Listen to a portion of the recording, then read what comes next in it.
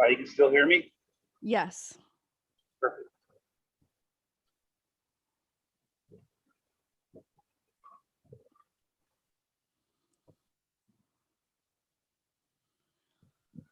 Okay, Chris, we are live. Yay!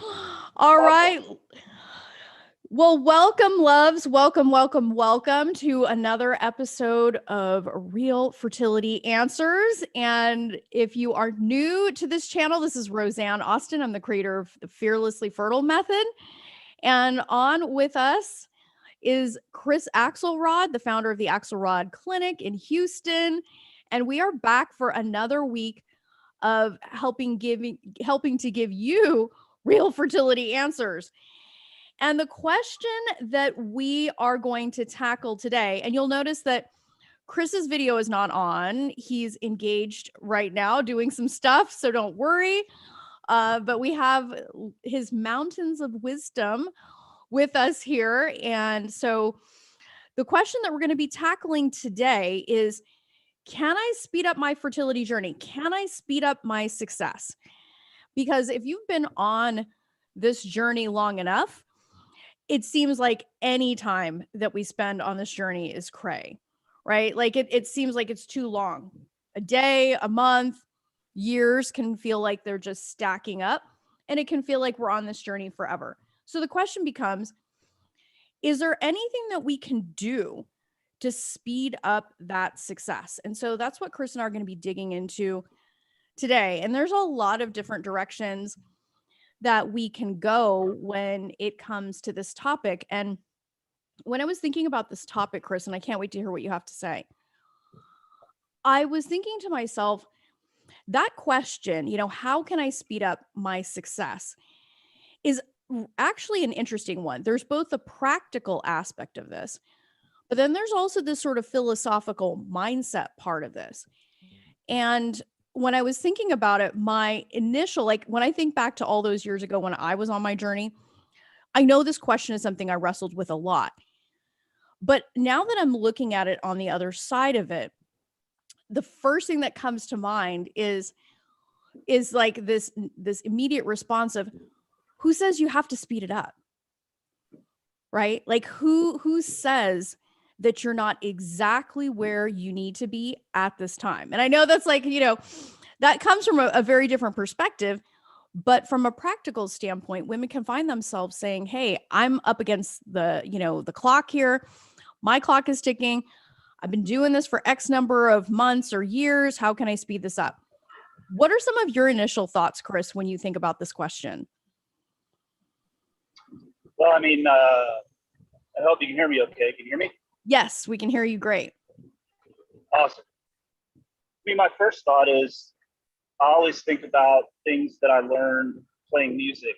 And if you're too preoccupied with the results and you're too self-conscious about do I sound good, or am I doing it right, or will people like the song or whatever, and that's where your mind is, and then you're not actually focused on playing the music and really making amazing, beautiful music. So I learned that because I did major in jazz, and I did play a lot of music especially in my 20s and all the way up till my late 30s. And that it's the same thing with anything. That's a metaphor of flow, of being in the flow, of being in the moment, being present, whatever you want to call it.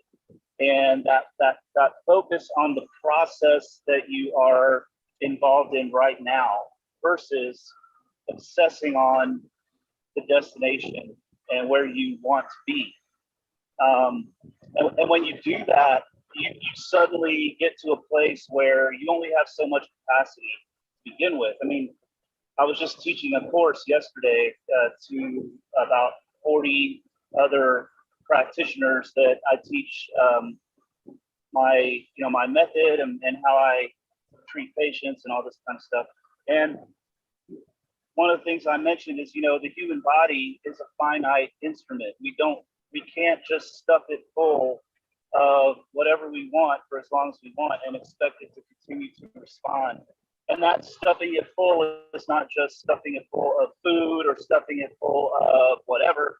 It's stuffing it full of information and stuffing it full of thoughts and stuffing it full of whatever. So we have to respect our body's limits. And when we are in a big hurry, we tend to overdo everything, as opposed to just being in the moment and focusing on the simple steps that we have to make today and being completely invested in that and completely focused on that. So it's like process versus outcome. Focus on the process. And you and I talked about this a lot the last few calls, about this idea that bringing joy to your life today is actually a very powerful way to enhance egg quality and just about every other bodily, function, because that is how we generate endorphins and all of these healthy neurotransmitters and hormones. And again, there are scientific studies where they analyze follicular fluid, and one of the most abundant, believe it or not, one of the most abundant compounds in follicular fluid is beta endorphin. I didn't know that, Chris. Yeah. So, the more we can, obviously, we want something, right? And we don't have that thing. Now, this is not a thing that we can just go save up money and buy. We can't, this isn't a thing that we're rewarded for working hard and we're going to be given this thing. This is a thing that is produced by nature, and nature just has to do it the way nature is going to do it. And it's just that kind of concept of, planting a seed in the ground and expecting a fully grown plant in a week is just not realistic, right? Right. Well, and so I think it's an interesting, from a practical standpoint, we'll get into this a little bit more, but I think one of the first things that, in addition to what you're talking about, is like, and I think it's really interesting and quite compelling that endorphins are one of the most abundant things in follicular fluid. That's really interesting. I had no idea, which certainly stands for the proposition that the more good feelings, which are, what create those endorphins, or vice versa, the more of that goodness we can have, the better in our lives. Right. Just for so many freaking reasons. And so, one of the things that I see women, do on this journey all the time is they constantly feel like they're under the gun. And when we're lost in that, as we're talking about, Chris, I think one of the smartest things that women can do is take a second and ask, is the premise that I'm under a time crunch, is that actually true? Yeah. To question that premise. Sometimes we just get, if you're not, I know that when I was on my journey, I didn't even know that there was such a thing. I knew that having babies when you get to 40 is allegedly more difficult, or was inherently, going to be problematic. But I never questioned that. I don't know where I picked it up. I don't know where I picked up that folklore and, but I just did. I just sort of ran with it. And I never questioned the premise, which I think anytime we're thinking for ourselves and we're discerning and we're using our intelligence instead of just being robots in our lives or zombies in our lives, you have to ask if the premise is correct. Is the idea that you have to speed up even legitimate in your life? Right? Yeah. Well, yeah. Even just independent of that question, is it even possible to, that's the real kicker in this whole journey, is that there are medical techniques that can facilitate conception, like IVF, and IVF is really the only one that does it, facilitates conception, and that can lead to a pregnancy sooner than maybe. Oh no, Chris, you're breaking up a little bit. Am I coming back now? Yes, you are. We don't want to miss a second of these nuggets of wisdom you so lovingly drop on us. Okay, well, hopefully I'm holding my phone up in the air so that maybe I'm getting the best possible signal out here in the Texas Panhandle, in the middle of nowhere, where it smells like cow poop. Well, we love that commitment that you're still with us, Chris. So keep going. Yeah, so I was just gonna say, it's speed some things up, but as we know that there's a lot of people who are not successful with IVF. So that's not even a guaranteed shortcut. And the point is that if you're not ready, if your body is not ready, it doesn't matter how much you try to speed things up, it's not going to go along with you. Because why? It's nature. Nature doesn't, again, I don't want to sound callous, but one of the stories in my book that I tried to illustrate this concept is, and I don't know where, I think I was on another podcast talking about a completely different topic, and this just dropped into my brain, and it cracked up the other person on the podcast. And I was like, if a polar bear is standing out on the edge of this glacier, right? And it's looking out over the ocean. It's a beautiful day. It's like the water is just the bluest water you could ever look at. And it's nice, cool. It's not super cold, blue sky, not windy. I mean, this is like this perfect day for this polar bear. And then all of a sudden, the part of the glacier the polar bear is standing on, it just breaks off and the polar bear falls into the ocean and dies. Now, here's the thing.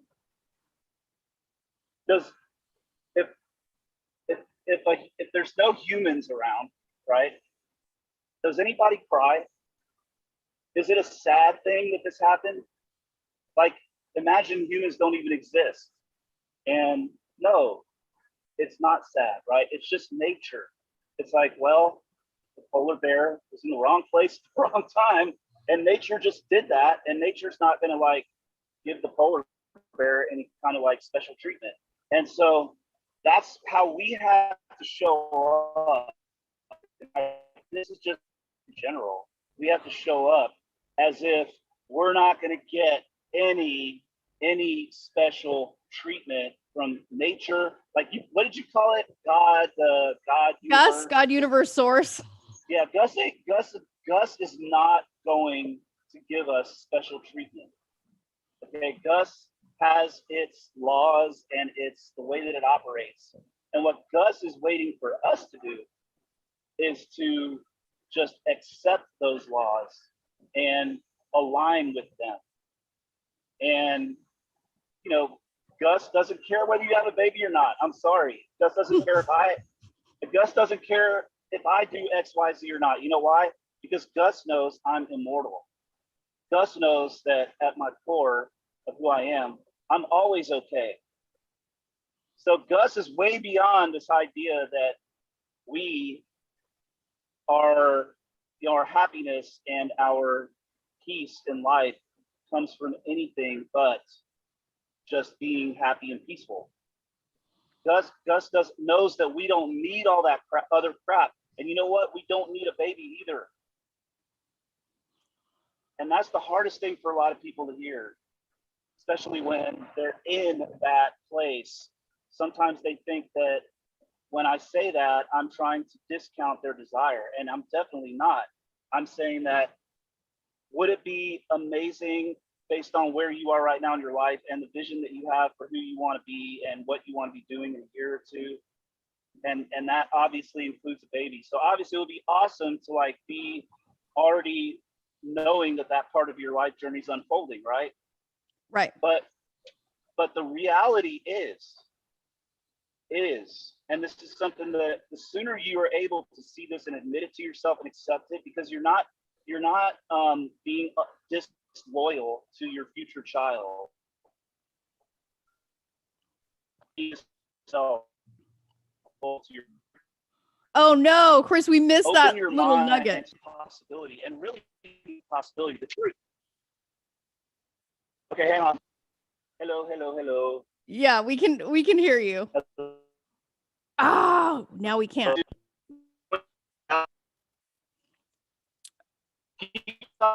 Oh, it's even worse, Chris. So hold on for 1 second. Let's have you get through the spot that you're in, and I'm going to pick up where you left off, because I think another way to look at this, because like if you haven't done a lot of mindset work, this can be super shocking. Like this can be like, what? So take a deep breath and look, here's what we know, that there's really two things, like two basic notions running parallel here. Is from a philosophical standpoint, you have to ask yourself, do I even need to speed up? Right? Because women have babies in their 40s, women have babies in their 30s. I even personally know women in their 50s who have had babies. So the question is, this whole idea that I have to hurry up and have a baby by 40 is false. It's just a premise. It's like some notion that has been out there a really long time. But the reality is when they look, I think it was a 2017 census that they looked at this group of women that were having babies, live births. The group of women in their 30s having babies shrunk. The number of women having babies in their 40s went up exponentially. And the number of women having babies in their 50s was steady. It wasn't dropping. It was steady. So go back. And if you're feeling pressure, like, oh my gosh, I have to hurry up and do this, you have to ask yourself, where's that pressure coming from? You? Is it based on a notion that's actually true? Who says that you have to hurry up and get this done? Okay, so that's the first thing. Really clear intellectual thought begins with deciding whether or not the premise is even correct. Because we see women having babies in their 40s, regardless of statistics, all the freaking time. Just listen to my podcast, okay? The second thing I would really encourage people from a mindset perspective to think about is practice discernment. If you're doing 75 things a day to support your fertility, and you're really focused on how can I speed this up, ask yourself, it's not the number of things you're doing. You have to be smart about this. Are these the right things for me and my set of circumstances? So practice discernment. And the third thing that to all the women listening to this who feel like they're under the gun, is you have to reframe this notion of time. And I talk about this a lot because we can get into this really gnarly spin cycle of comparing ourselves, or, hey, when I was thinking about how my life would unfold, I thought I'd have 3 kids by now. And it's like, well, that's just not how your life turned out. You might have been working on your education, working on your career, but who says you can't have those 3 kids still? Who says? Our lives are like, as much as we try to map things out in our lives, it very rarely turns out that way. Like I always tell my ladies, you want this or better. This or better. Like demand that. Like you create a vision of what you want in your mind and demand that or better. Because I can tell you, like, as much as I felt under the gun in my 30s, my late 30s and early 40s to have my baby, I'm telling you that having my baby at 43 was way fucking better than it ever could have been if I had my son in my late 30s. But that was because of who I had to become. You weren't ready. Yeah, I wasn't ready physically and I wasn't ready mentally as much as I was committed. And then I realized, Chris, that like all of this pressure was totally made up. It was totally made up. When you think about those statistics and you think about the the years when those statistics were made, think about what wasn't taken into account when people started using language like geriatric pregnancy. Well, that was shit when women had babies in their 20s, like on the regular, and weren't working, weren't getting educated, weren't doing the things that women do today in 2021. Like having babies later in life is like prime time in reality, with two people working in partnerships, people seeking education, people starting businesses. So all of those old notions about when women should be having babies are freaking antiquated and gently sprinkled with a teeny bit of misogyny. So we as women have to reclaim our own power and think about, from a practical standpoint, if I'm asking the question, how can I speed this up? Is that a legitimate premise? Can I drop the judgment on where I'm at? Can I practice discernment about the things that I'm doing? And finally, how can I reframe this notion of time and make it something that actually works for me? Because chances are, if you've waited later in life to have a baby, you probably had some really good reasons to, like finding the right partner, like getting an education and creating a career that can actually support that child.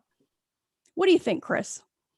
Yeah, well, so, I mean, you nailed one thing, which is the fact that you weren't, you know, what I just said about you can't make yourself ready. You have to become ready.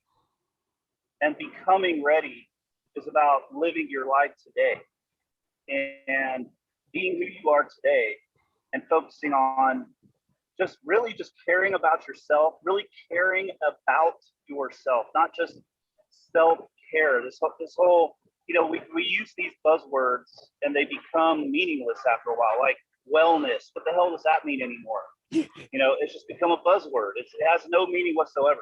Self-care, again, it's like almost meaningless. Like, move beyond the buzzwords. Ask yourself, do I really love myself? Because here's the thing, if you feel, because another thing that you were talking about, Rosanne, is you were talking about, you know, who cares what all these people think? They have these other stories and, you know, they don't know and all that. But the bottom line is, if we're stuck worrying about what everyone else is doing, what everyone else is thinking about us, that is a very strong indicator that we do not really truly love ourselves unconditionally. I would agree. Because because what you were saying is that you just need to make up your mind that you're going to do what you're going to do. Stop looking at everybody else. Stop looking at the statistics and just decide, you know what, this is what I want and this is what I'm going to do. And sure, yeah, you know what, I could have done a lot of things too. I could have done a lot of things when I was younger that I didn't do until I was older as well. But you know what? Here we are. We can't go back in time. In my book, one of the principles that I teach is called relentless forward focus. Like, you just got to look at the next steps in front of you, and you have to resist every temptation to look behind you, because that's gone. We can't change it. Now we just have to change today. And again, changing today is not about frantically running around with our hair on fire, looking for something that is going to guarantee a result for tomorrow. Because number one, there is no such thing. Number two, that running around with our hair on fire in and of itself is a state that is not typically conducive to those beta endorphins flowing into the egg and all the other things that we're talking about. Really good circulation and all the things that, from a biological standpoint, will feed that egg and make that egg as healthy as it can possibly be. You know, but settling down into the moment and slowing down, the most secret counterintuitive thing you could possibly do. It was like, how do I learn how to be a kung fu master? How do I learn how to, like, to where I can, as a kung fu master, defeat any opponent? Well, you have to start off really slow. You have to learn all the moves at super slow speed. And then you start after a while, you can do them fast. But So, Chris, you can't take a shotgun approach to Kung Fu? And well, you can, but you're not going to be very good at it. Same thing with music. You know, when you're learning music, I mean, if you really want to be a master, and here's another thing, I've talked about this a lot too. Master musicians never, ever abandon their fundamentals.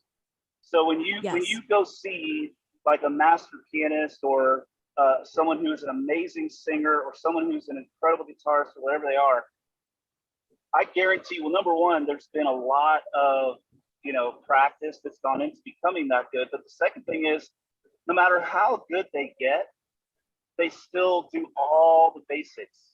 They play their scales, they do their warm-ups, they take their time, and they never, ever, ever abandon those fundamentals. And so those fundamentals, like we always talk about, Rosanne, are what?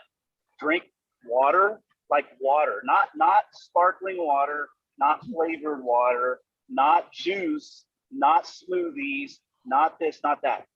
Good old fashioned water, just like God made it. Drink water. Second thing, like sleep. Imagine that. When it's dark outside, everything else in nature goes to sleep except for nocturnal animals and predators that need to hunt at night, which neither of those things are us. So, you know, sleep at night. The third thing is make sure that you are not beating the living shit out of yourself emotionally. That's the power of mindset, Chris. Like, but a lot of people don't get that. It's like you have to take care of your body and mind. These two components are working for each other. They work synchronistically. Yes. And it's like, this is why I always tell women, like, it doesn't matter. Like, your state of the art cutting edge fertility treatment isn't going to make a shit of difference if you go in there expecting to fail. Like, you're stressing yourself out. Like, give yourself a chance to succeed. Yeah, and the other thing I would say is this. So first, what I would say is, and I do agree with that to a point, but what I would say also is that, again, nature only needs good enough. We don't necessarily have to be all like singing Kumbaya and feeling like amazing. But yeah, going into it with this attitude that you're gonna fail or again, all this guilt and shame and regret and fear and all these things that just drag you down, not only emotionally but biologically. Right. You're certainly not helping yourself. You're certainly not helping yourself, you know? Right. Because you and I both know that mindset isn't about kumbaya. Mindset is about tenacity. It's about resilience. It's about faith. It's about holding the line when it comes to what you want in your life. So that doesn't mean you're kumbaya 24 hours a day. That's fucking denial, right? Yeah. So that's not sustainable. It's about toughness. Yeah. Well, it's truly about that get up and go grit. Like, I was just reading something about Elon Musk, who I just love that man. I think he's quirky and crazy and really cool. And he leveraged himself at least 3 times in order to create all of the amazing things he's created in his own life. Who's that? You dropped out right when you said his name.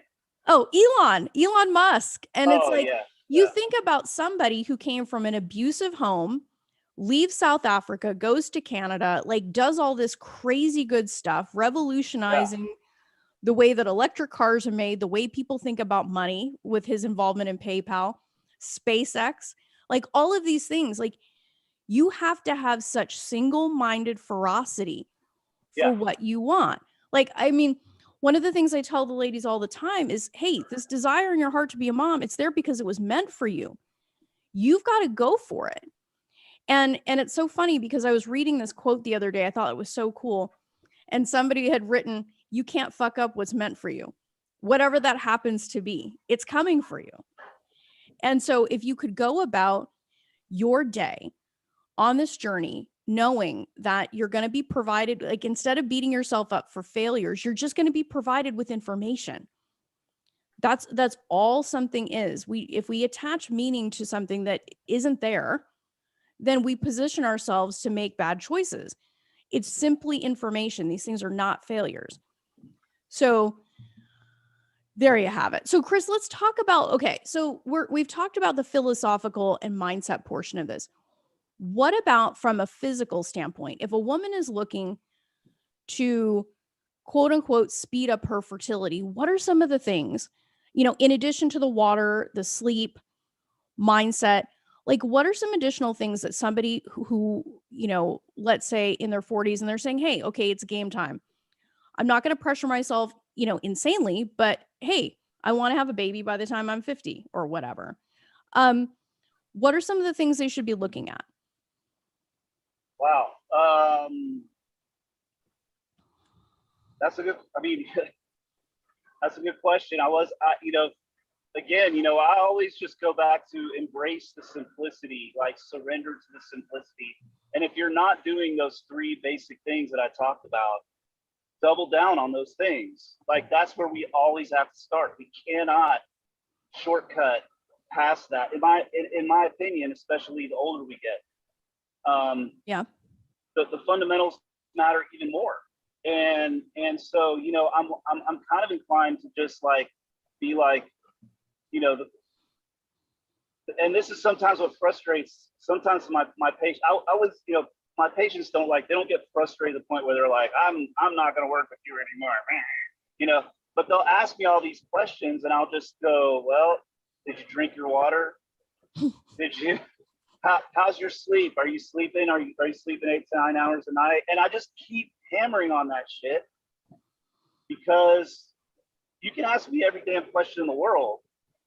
And if you're not doing those things and also, by the way, making sure that you are eating, in an intentional way and in a way that is not compulsive or emotional as best as you possibly can.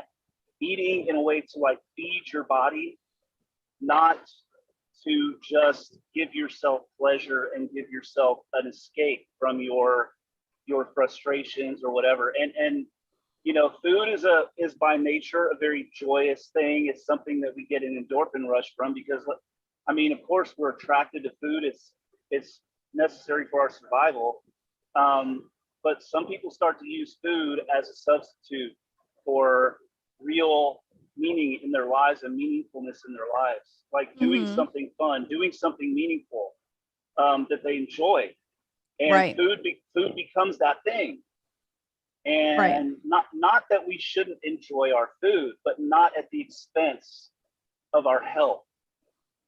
And so if we broke that down, we could say, all right, if you're looking to quote unquote speed this up, which ultimately, like whatever that means, but to give yourself the best possible chances and to give in the most reasonable way, sleep, water, eat intentionally, get your mindset right, get it on board.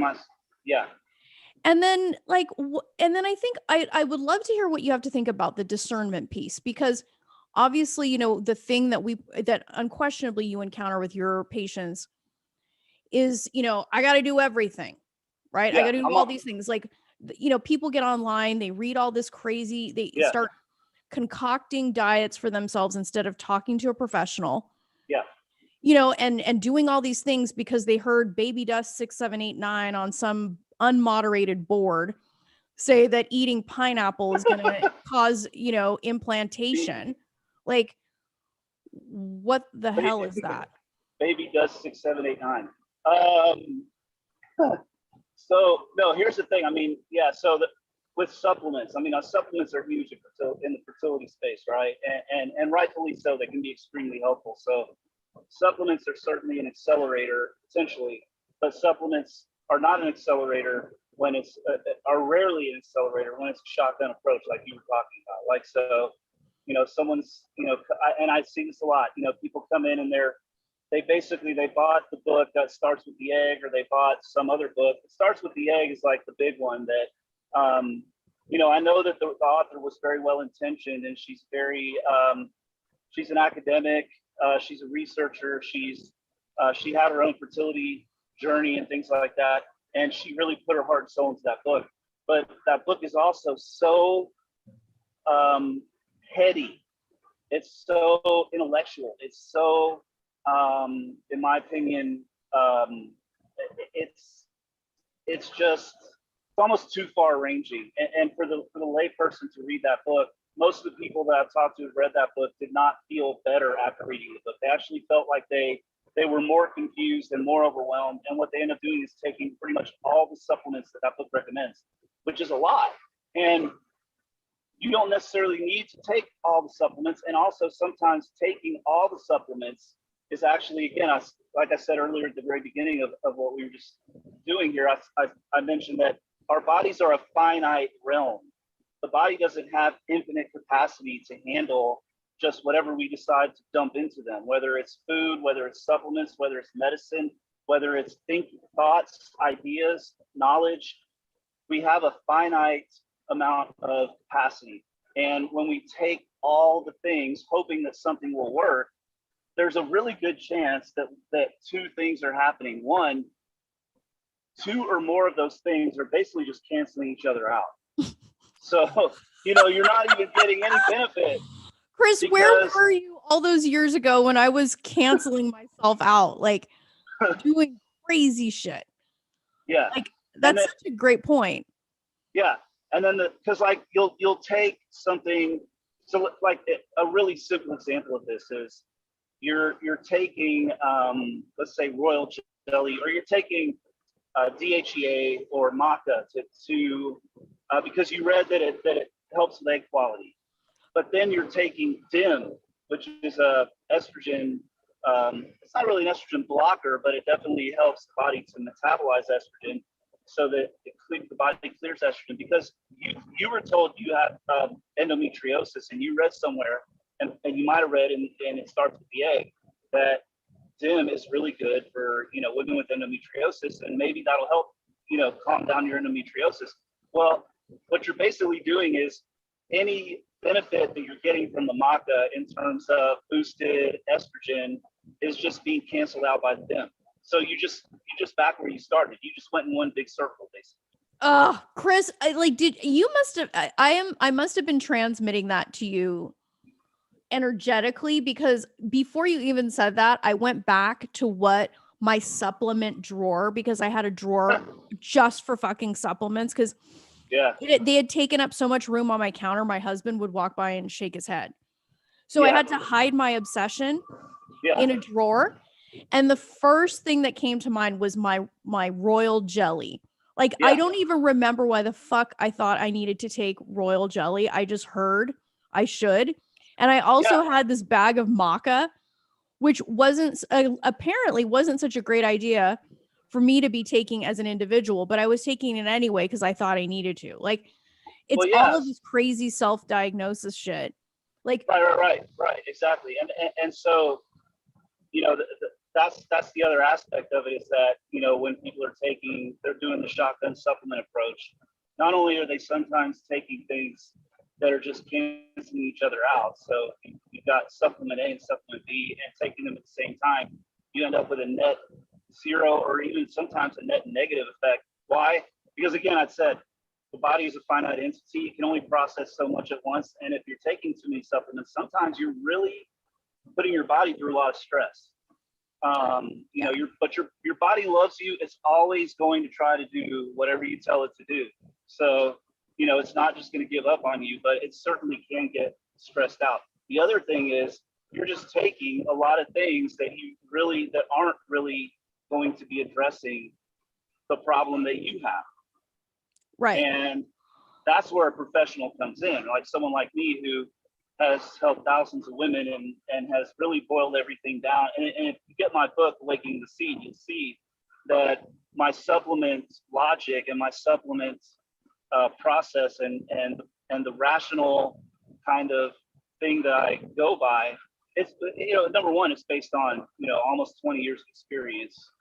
And the stuff that didn't work, I just stopped using. And the stuff that worked really well, I focused in on that. And then the stuff that worked really well, I made sure that I was really not just shotgunning all my patients with everything, hoping something will work. I wanted to make sure that I knew what was working and why that thing was working, so that I would be able to give my patients, instead of 10 or 12 supplements, 3 to 6 supplements. Right. And those supplements are like the ones that are going to really focus on the actual issue at hand. Right. And I think that, that's really a point well taken, Chris, because it's like, this is the value of bringing on a professional. And it's crazy because that's what my podcast for this week is all about, is fucking ask for help. Because when you find somebody who has created the results that you desire and has proven by results, like you and I as practitioners, that we know how to teach people to do this, like short circuit the cray cray, because DIY ends up costing you way more, right? Like, I cannot imagine what I was doing to myself doing all of these supplements DIY just because I read some article in some group somewhere that I should be taking Maca or I should be doing this, without asking the intelligent question, is this right for me and my physiology and where I'm at? Like, it's the same thing with mindset. It's like, really look at what is going on for you, because you can read 10,000 books and still end up in the same place you were before, because we can't see our own blind spots. Just like you can't go and be diagnosing yourself, go talk to a professional. And I think ultimately, Chris, this is about not taking shortcuts. There are no shortcuts. No, there's no shortcuts, but there is a straight path. Right. So you may not, so in other words, the straight path is the fastest way to get there from point A to point B. It's a straight line. And the straight line, though, is pretty much impossible for us to find on our own, no matter what problem we're trying to solve, because it is almost impossible to become an expert in our own problem. Right. Well, and, I went through, personally, I went through a lot of depression and a lot of other challenges with emotions ever since I was a baby, and I didn't really fully start to work on it until I was like 19. When you're a kid, you don't even you're not gonna work on that stuff, right? And it took me on, with some help, and then also on my own, but mostly on my own, 20 years to really get a really good handle on my problem. And and it really just comes down to something as simple as this. I mean, if I had a tree fall through my roof and there's a big hole in my roof, I mean, I guarantee you, if I try to fix the damn roof, it's gonna leak, man. It's gonna suck. I need to call someone who's an expert in how to fix my roof and make sure my roof doesn't leak. Right. And yet, like you said, with something like this that is way more important than fixing a roof, and way more impactful, way more life intensive than just a leak in the roof. And yet people just want to do it all themselves. And I can understand, real quick, Rosanne, I just want to say, no, please. I can understand the fear. You don't know who to trust. Right. You don't know who really knows.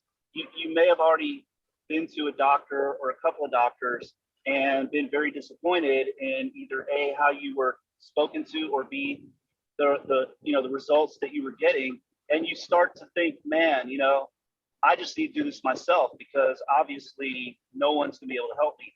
And that's not true. That's not true. Earlier I was saying, part of this mindset thing is to realize that Gus ain't gonna give you any special treatment. You're not gonna get a bonus gift card or anything like that. You're gonna have to do the work. That doesn't mean that you gotta do it all yourself. Right. And that doesn't mean that you gotta do it without any guidance and without any expertise. If you wanted to run a marathon, you wouldn't, well, some people would. Some people would just be like, hey, I think I'm gonna run a marathon this year. Let me just go out. Right. Well, I think to your point, Chris, which is what I was super excited about was, so I kind of drew it out. I don't know if everyone can, yeah, I don't know if everyone can see Crazy. this, but when you're on this journey and you're wanting to quote unquote speed things up, sometimes that process is more or less about reducing the swings. So like when you're trying to do this on your own, there's a huge margin for error. But when you Yeah. are learning, see, I kind of drew it out like this. So when you're trying to do this yourself, there's this huge swing you can have when you're DIYing it. When you're learning how to, when you're wanting to speed this up and you're having experts help you, you close that gap. These twists and turns become more precise as opposed to these huge pendulum swings, right? Because I went from doing castor oil packs when I have no idea if that was even necessary for me, taking maca, taking royal jelly, taking all these things. Like those were huge swings and questionable in my life. But had I talked to somebody earlier, and been more discerning, I probably could have closed that gap a little bit, made it so that the line to where I was going, the line between me and my son could have been tighter. Yep. That's all we're saying.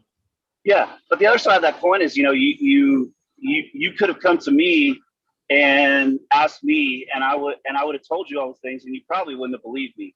No, I wouldn't have, Chris. I can tell you, I even confessed this in the podcast for this week. Like, I really believe that asking for help was for other people. I'm like, look, I'm highly educated. I could pass the California State Bar on the first try, the hardest year it was given.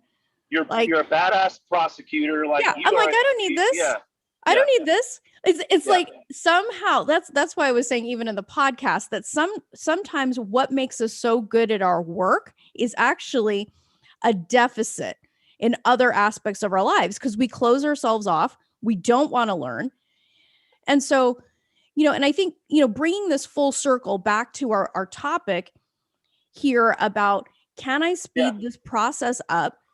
The answer is, well, first of all, there are no shortcuts, but as you said, I think very precisely, is that you can create a straighter line. There's always going to be twists and turns, but it's about shortening the gaps between those swings and really positioning yourself physically and from a mindset perspective, to give yourself the best possible chances. And I think it is in a lot of ways simplicity, because look, think about when you beat back that fear, you're not going to be doing every treatment under the sun. You're going to be asking smarter questions like, is this actually right for me?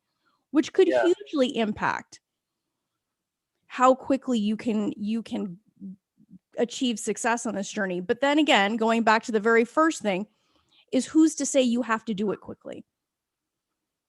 Right. Well, and then one more thing, is this, that, Rosanne, in the human realm, okay, so we have to make sure that first of all, we are nature. So it's not like there's, humans aren't part of nature. But if you look at animals, you look at, the trees and everything else out here that is obviously growing and reproducing and doing its thing.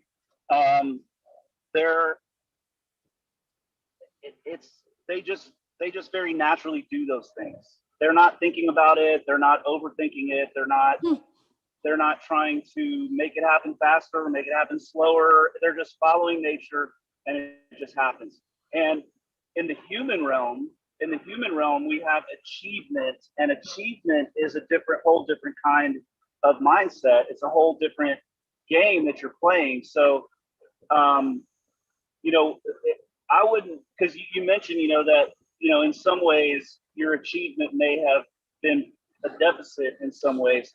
What I would, or may have revealed that you were super self-reliant and you had really kind of lost some touch with the fact that, hey, it's okay for me to ask for help. But what I would say is this.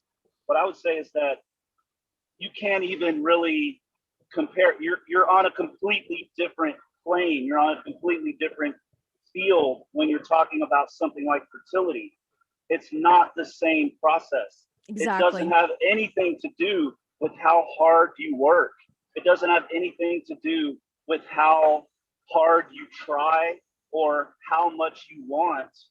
It has everything to do with, really, again, understanding that nature is going to be on your side, but nature is not going to bend its rules for you. So you're the one that has to make the adjustments to align yourself with nature instead of trying to paddle upstream against nature, trying to get done faster, trying to get it done, in between your in between your meeting, your board meeting, and your this or that or the other. When nature is saying to you, yo, like, I look at you and I can't see where a baby fits into your life. So, there ain't gonna be a baby because there's no room for a baby. Right. And there are just things that we have to be able to surrender and accept nature's limits and nature's rules.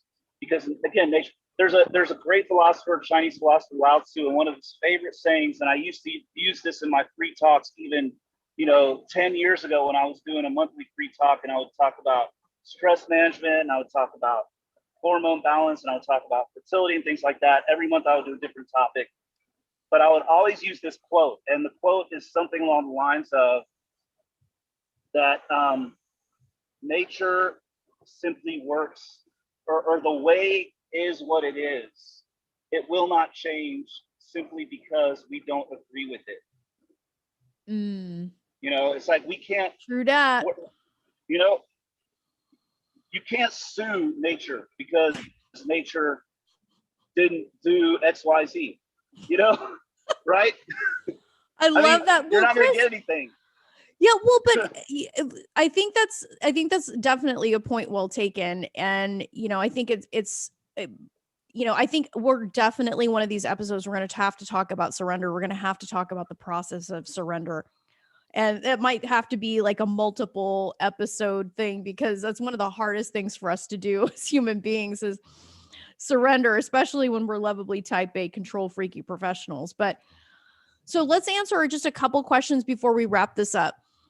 So Liliana is sending us positive magical baby dust. That's awesome. And then Maya says, I totally agree with Chris. However, I feel when you're racing against the clock, it's very stressful and it's sometimes impossible to switch off that pressure and enjoy the process.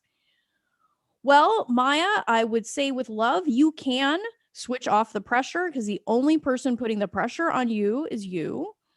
I say that with love. I hope you receive it with the love it is given. Because the pressure is just made up. It's totally made up. Right. It's just totally freaking made up. And, because if somebody can tell you when you are going to have your baby, like predict it, like, oh shit, after 40, you got nothing. Go to my podcast and listen to every single one of those women who have beaten less than 10% odds. They're on there. Maya, I invite you to go listen. So it happens all the time. And some of those times aren't even reported. You have to think critically about statistics. Statistics require you to think critically. You don't take them as law. You don't take them as fact. They are a snapshot in time for a select group of people that we therefore extrapolate based on. So I hope that serves you. You can do this, mama. Veronica is actually, Chris, did you want to add anything to that? Well, I want you to read that question, read it back to yourself, and read it as if someone else has wrote it, and look at it and say, why is that person telling themselves that this is impossible? Why is that person telling themselves how difficult it is? Because that's essentially what you are repeating to yourself. And if you keep repeating it to yourself, our subconscious mind will believe whatever we tell it.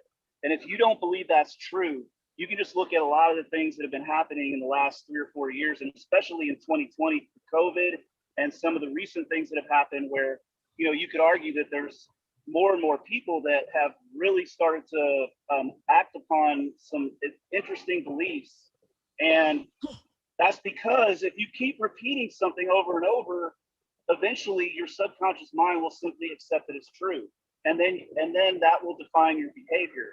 So yep. So it's confirmation bias amongst other things. Yeah. Exactly. Yeah. So what I would challenge you to do is to change that narrative and have the courage to change that narrative to something like, no, it's actually very easy for me to let go. It's actually very easy for me to calm down.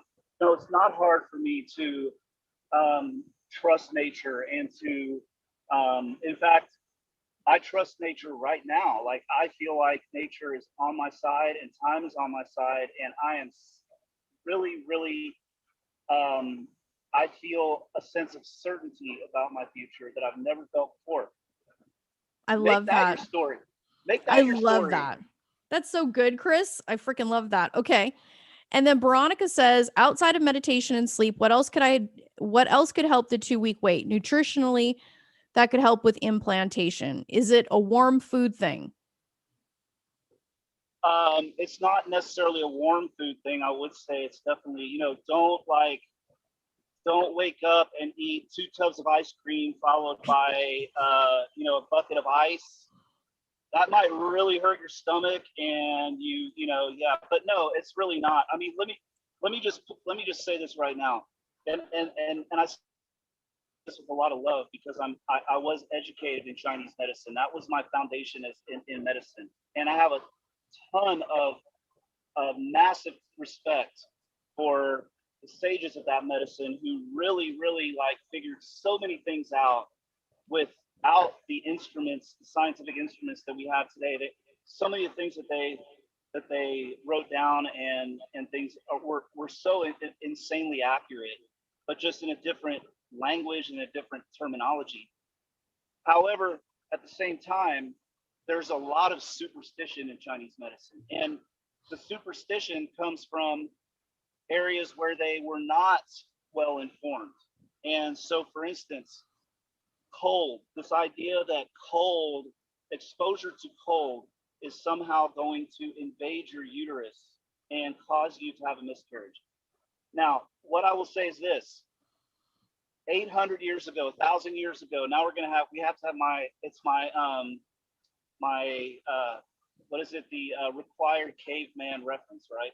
Oh, I was so waiting for that, Chris. I was quietly waiting for that. I'm like, he's going to bring in a caveman reference. Please, please, please. Yeah. Okay. Well, here it comes. Buckle up, ladies. Here's the thing. Like, it used to be, right before we had vaccines and antibiotics, if you went outside, well, first of all, we didn't have central heat and AC either. We didn't have climate control. So, if you're in northern China and it's cold, and it could be, in Fahrenheit, it could be 10 degrees Fahrenheit, your high temperature, and, something below zero, your low temperature. And all you got is a fire in your house. You don't have central heat. You got to sit next to that fire or you're going to freeze, right? So, and if you go outside and you're working outside, yes, it is absolutely true that viruses and bacteria, if they get on us when and it's cold, they have a much easier pathway to attack the inside of our body, because our blood circulation is all moving inward towards our organs to keep us warm. So what'll happen is you see someone go outside and work and chop some wood, and then 2 days later they get sick, and then and then within 3 or 4 days they're dead. All right. So causation versus correlation again. Obviously, you're terrified of cold because you think it's the cold that got in their body and killed them. But it was not the cold. It's some organism or virus that got in their body, and because we didn't have medicines for that stuff back then, a lot of times they died. Now, so China, in the Chinese culture, which is an unbroken, the other thing to keep in mind is that Chinese culture is probably the oldest unbroken culture on earth when it comes to medicine and medical knowledge, because, in Europe, the church persecuted midwives, persecuted herbalists, persecuted anybody who was talking about how plants could heal the body and or how people could empower themselves. Yeah, exactly. In China, those people have always been revered. And so they really kept those traditions and kept those things going. But with that, it's a double-edged sword, because you also have a lot of those superstitions that gets passed down.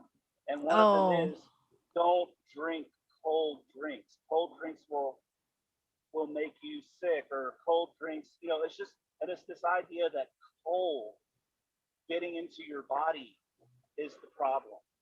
Now, is it still better to probably, are cooked foods easier to digest? Absolutely. Absolutely. They're kind of pre-digested. That's why they're easier to digest. If you eat a bunch of cold food all at once, might you get a stomach ache? Yes. And might you maybe have, a severe episode of vomiting or something like that? Yes. And could that potentially endanger your pregnancy? I would say maybe, so use common sense. Common sense, Chris, that's too easy. Yeah, right. So I have patients ask me this all the time, and what I basically tell them is, just make sure you don't eat any Legos and you'll be fine. Chris, okay, so there's probably this giant collective sigh in the ether of all these women who were terrorized that if they have something cold, that is single-handedly robbing them of their fertility. So that's right. Thank you for dispelling that. Yeah, and another thing I want to say, so that everybody hears that, is that a healthy pregnancy is almost impossible to fuck up. Yeah, well, hey, that goes along with that quote that I was saying, that you can't fuck up what's meant for you. If it's a healthy pregnancy, like there's so many things that we can't see. So I think that's brilliant, Chris. I love that. They're just a lot less fragile than people think they are. Pregnancy is not as fragile as people think it is. Yeah, I know a woman, like a few weeks ago, she announced her pregnancy to me, one of my ladies, and it was crazy because one of the things that she loves is skiing. She was terrorized to be skiing while after a transfer. And, she wasn't like doing any Olympic jumps and stuff like that. She just loved to ski. And she's a physician. And I'm like, well, consult yourself. If you feel like going and doing some light skiing, think about what brings you pleasure. And she's like, yeah. And she's well into her healthy pregnancy now. So we tell ourselves all of the superstition and folklore. I really love that you raised the superstition thing, because I think it's critical. So Juliet getting a big yes. Jamie says if there were shortcuts, we'd all be taking them. Mad respect to you, Mama. And then the last question that we'll take, and then we'll wrap this up.